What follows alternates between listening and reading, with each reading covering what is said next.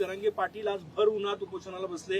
विखे पाटील त्यांना भेटायला गेलेले आहे. सरकारचे प्रमुख म्हणून तुमचं काय म्हणणं आहे? बघा, सरकार या प्रश्नावर नेहमीच सकारात्मक आहे. सरकारने वारंवार निर्णय घेतलाय. प्रत्येक वेळी जेव्हा अडचण आली त्यावेळी सरकारने निर्णय घेतलेला आहे.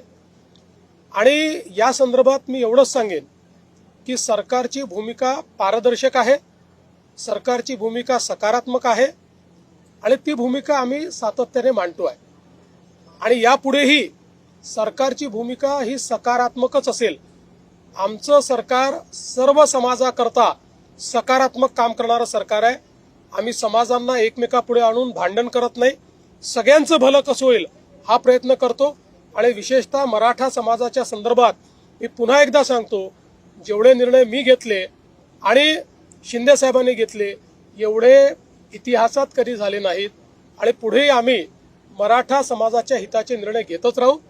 फक्त हे निर्णय घेत असताना देशाचं संविधान, देशाचे हायकोर्ट आणि सुप्रीम कोर्ट यांनी दिलेले निर्देश याचं मात्र पालन करावं लागेल.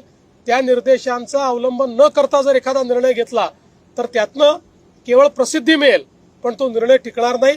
त्यामुळे संविधान आणि न्यायालयाचे निर्णय यांच्या कसोटीवर जे ज्या निर्णय आम्हाला घेता येतील त्याच्या कसोटीवर खरे ठरणारे जे निर्णय असतील ते सगळे निर्णय आम्ही घेऊ. जरांगेंचं आंदोलन सुरू झालं की ओबीसी समाजामध्ये एक भीतीचं वातावरण असतं, तुम्ही त्यांना काय आश्वासन? मी असं स्पष्टपणे सांगतो, एका समाजाचं काढून दुसऱ्या समाजाला द्यायचं अशा प्रकारचं या सरकारने कधीही केलं नाही, आम्ही करणार नाही.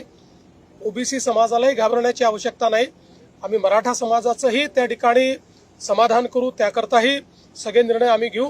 पण त्यावेळी ओबीसी समाजावर कुठलाही अन्याय आम्ही होऊ देणार.